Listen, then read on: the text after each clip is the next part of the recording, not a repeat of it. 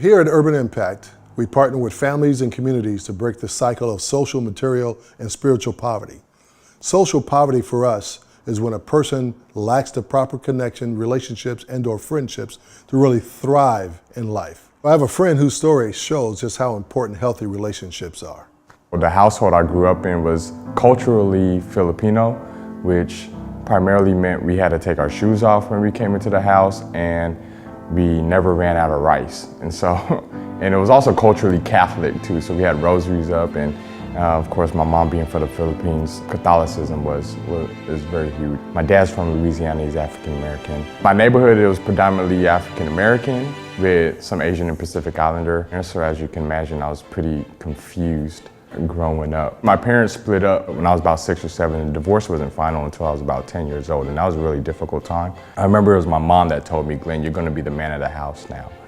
And that was probably one of those aha moments, and one that I kind of embraced, but also had no idea what that meant. In my elementary years, those were the years I got into the most fights and got into trouble a lot. My mom had, just in general, her experiences with men, period, were just unhealthy. And I used to get mad at my mom. I used to hate my mom. I told my mom one time, man, you just suck as a parent, right? And I felt really bad saying that. Where I think where I could extend grace was that my mom's mom ran out on her. And for my mom, she didn't leave. She didn't leave my sister and myself. She did everything that she could to care for us, and she did a really good job on that end. We were never without. Person of great influence on my life, my basketball coach in both middle and high school, Ed Haskins. I got to observe Ed, and he, for some reason, would do stuff like take me to go run some of his errands, right? So I just sit in his car with him, and we just have conversations, and it was really, really good for me because it allowed me an avenue to process and just again, I observe another man in the community. And he invited me to church several times. He's the reason why I went to Young Life camps.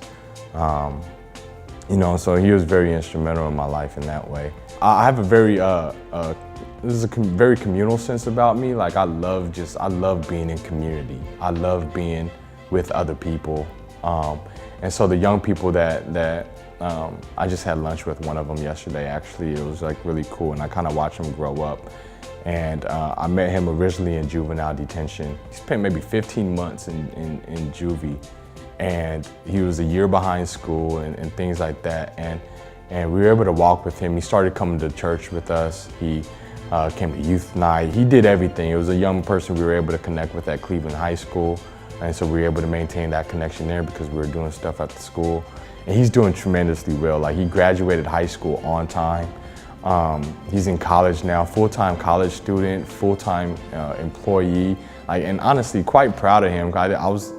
I told him the other day, I was worried about you when you were a kid, right? And he's maintaining a strong relationship with Jesus. He still prays, he still is in his word, and and he's in relationship with me, and I'm in relationship with him, and so it's pretty cool.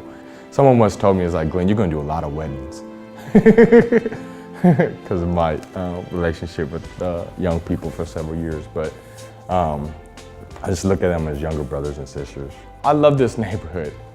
I think success for me growing up was getting out of this neighborhood, as it is for a lot of people. And so I didn't imagine myself staying here for an extended period of time. In my time of just discernment and prayer, I really felt God say, stay put and watch what I do. And it's just honestly been a beautiful thing to be a part of Urban Impact and seeing how God used Urban Impact and continue to use his Urban Impact to see his vision just come into fruition.